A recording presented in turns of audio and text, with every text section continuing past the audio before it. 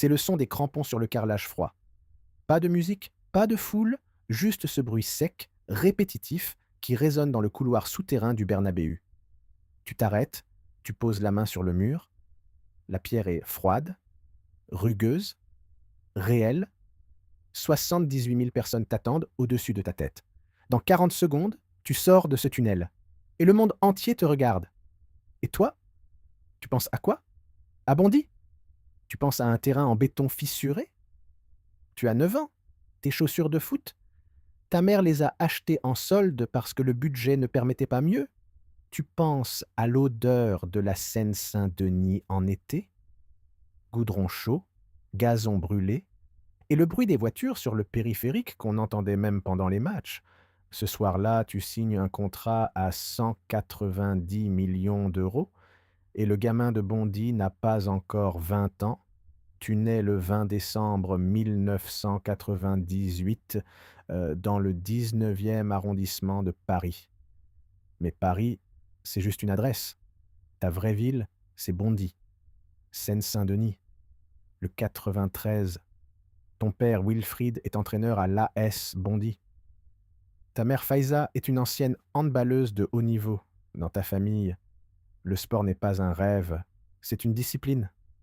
Une langue qu'on parle à la maison avant même d'apprendre à lire. À 4 ans, tu es déjà sur le terrain avec les grands.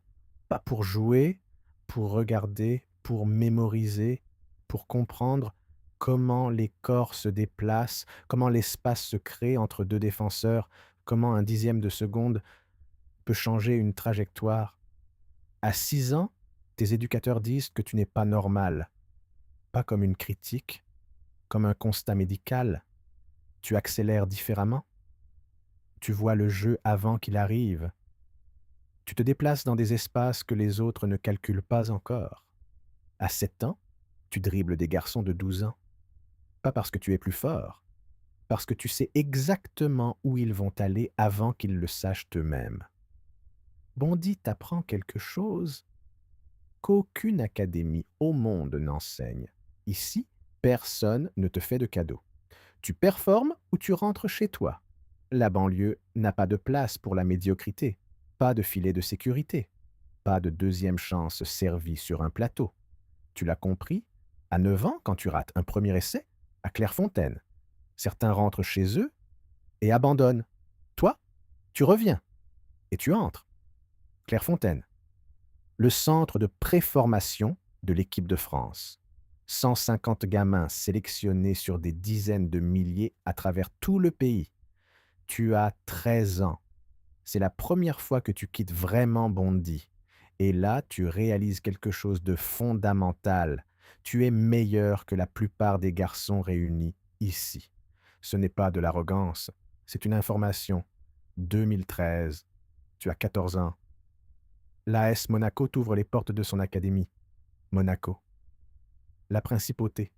Les yachts dans le port, les costumes sur le bord de mer. Tu arrives de Bondy avec un sac de sport et des Nike achetés en promo. Et tout autour de toi, il y a de l'argent.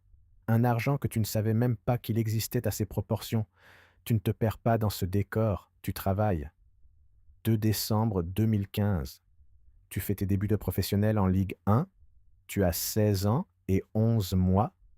Tu deviens le plus jeune joueur de l'histoire de Monaco à débuter en pro, en battant le record d'un certain Thierry Henry.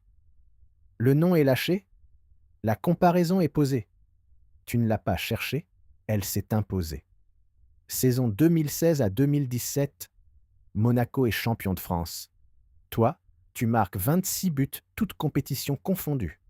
En Ligue des Champions, vous allez en demi-finale. Tu as 18 ans.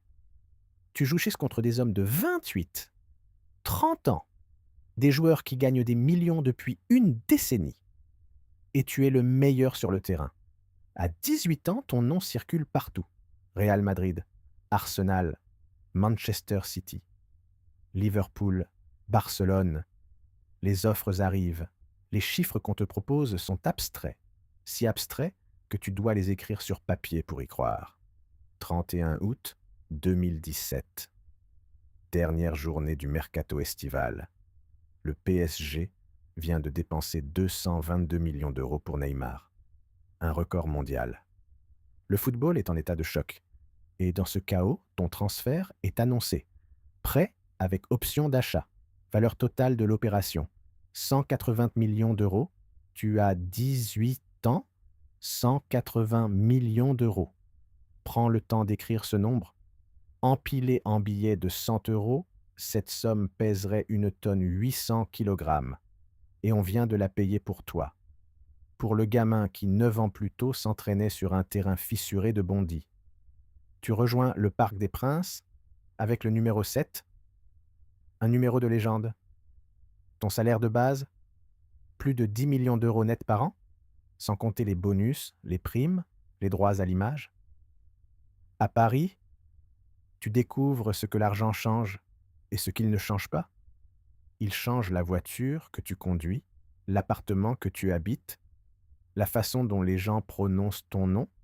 Il change les personnes qui apparaissent dans ta vie et la difficulté de savoir lesquelles resteraient si les millions disparaissent. Mais il ne change pas ta vitesse. Il ne change pas ta lecture du jeu. Il ne change pas ce truc que tu as depuis l'âge de 6 ans. Ce truc que personne n'a jamais vraiment su nommer. Cette capacité à accélérer dans un espace qui n'existait pas encore une demi-seconde auparavant. Ça, tu l'as apporté de Bondy et Bondy ne te le reprend pas. Juin 2018, Coupe du Monde, Russie. Tu as 19 ans. La France entre dans le tournoi avec des attentes. Elle en sort avec une étoile de plus sur le maillot. Et toi, tu en sors avec quelque chose que l'argent ne peut pas acheter. Une place dans la mémoire collective d'un pays. En huitième de finale contre l'Argentine, tu marques 2 buts. Tu provoques le penalty qui mène au 3e.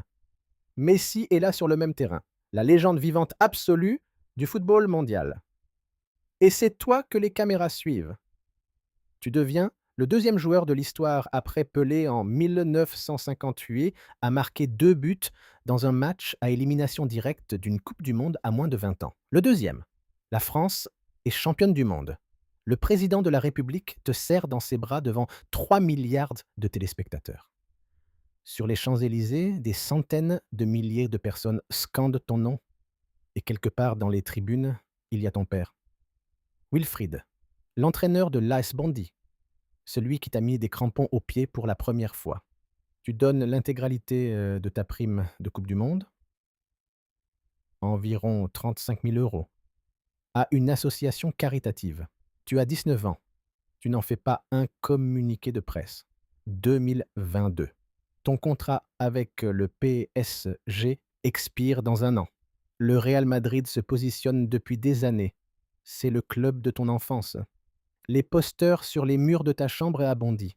Les nuits à regarder Zidane sur YouTube. À mémoriser chaque geste dans ta tête, le Real Madrid, c'est la destination finale depuis que tu as l'âge de raisonner. Et puis, quelque chose se passe. Le PSG te propose un contrat dont les chiffres n'ont jamais été révélés officiellement, mais les estimations parlent d'une prime à la signature de 180 millions d'euros. Un salaire annuel brut entre 50 et 60 millions d'euros. Des garanties sur le projet sportif. Un statut de co-décideur dans certaines orientations du club. Tu restes, tu prolonges. La France retient son souffle. Le football mondial est stupéfait. Le Real Madrid, pour la première fois depuis des décennies, n'obtient pas ce qu'il voulait. Mais ce que personne ne comprend vraiment à l'époque, c'est ce que cette décision coûte. Pas en argent, en liberté, en trajectoire, en alignement entre ce que tu es et ce que tu veux devenir. La saison suivante, tu marques 40 et un but en Ligue 1, Coupe du Monde au Qatar. Tu es le meilleur buteur du tournoi avec 8 buts. Tu inscris un hat-trick en finale contre l'Argentine. La France perd au tir au but. Et toi, tu dois porter seul le poids d'une défaite collective devant les yeux du monde entier. Bon. C'est ça le coût réel de ce niveau. Quand tu gagnes, tu es le symbole de la France. Quand tu perds, tu es responsable de la défaite de la France. Il n'y a pas d'entre-deux. Été 2024. Le transfert est officiel. Gratuit. Libre de tout contrat. Tu rejoins le Real Madrid, le club de tes rêves d'enfant, sans que personne n'ait versé un seul euro de transfert pour toi. À 25 ans, après avoir tout gagné en France, Tu arrives au Bernabéu comme un homme libre. Ton contrat avec Madrid, entre 15 et 17 millions d'euros nets par saison. Mais le contrat, c'est la partie visible. La partie invisible, c'est l'empire que tu as construit autour de ton image. Nike te paye depuis tes 17 ans. Hublot, Dior. Des partenariats sélectionnés avec une précision chirurgicale. Tu refuses 80% des offres qui arrivent. Pas parce que l'argent ne t'intéresse pas, parce que ton image t'appartient. Et tu as compris très tôt qu'elle vaut plus que n'importe quel chèque immédiat. En juillet 2024, ta société d'investissement acquiert 80% du club de Caen en Ligue 2 pour environ 15 millions d'euros. Tu n'es plus seulement un joueur, tu es un investisseur, un entrepreneur, un actif financier vivant capable de valoriser une marque rien qu'en portant un maillot. Forbes estime ta fortune à plusieurs centaines de millions d'euros. À 26 ans, le gamin de Bondy est devenu une institution. Mais il y a quelque chose que les chiffres ne disent pas. Ils ne disent pas ce que ça fait de ne plus pouvoir marcher dans une rue de Paris sans que quelqu'un filme. Ils ne disent pas la solitude de la performance à ce niveau. Ils ne disent pas le poids de représenter, sans l'avoir choisi, toute une génération de gamins de banlieue qui regardent ta trajectoire et y projettent la leur. Cette responsabilité ne figure dans aucun contrat. Mais il y a quelque chose d'autre que les chiffres ne disent pas non plus.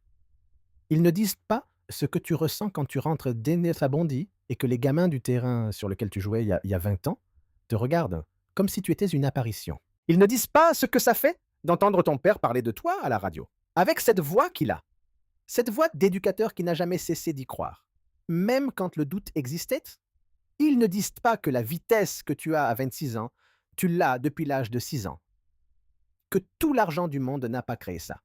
Il a juste permis à ce qui existait déjà de se déployer dans les plus grands stades de la planète. De Bondy au Bernabéu, de crampons achetés en solde à un empire à 9 chiffres. Ce n'est pas une histoire de chance, c'est une histoire de vitesse, de travail, de famille. Et d'un truc que personne ne peut t'acheter ni te voler. Ce truc que tu as depuis l'âge de 6 ans et que Bondy t'a appris à ne jamais perdre. Si ce genre de récit te parle, abonne-toi. On revient chaque semaine dans la peau de ceux que tu ne seras peut-être jamais, mais que tu peux comprendre.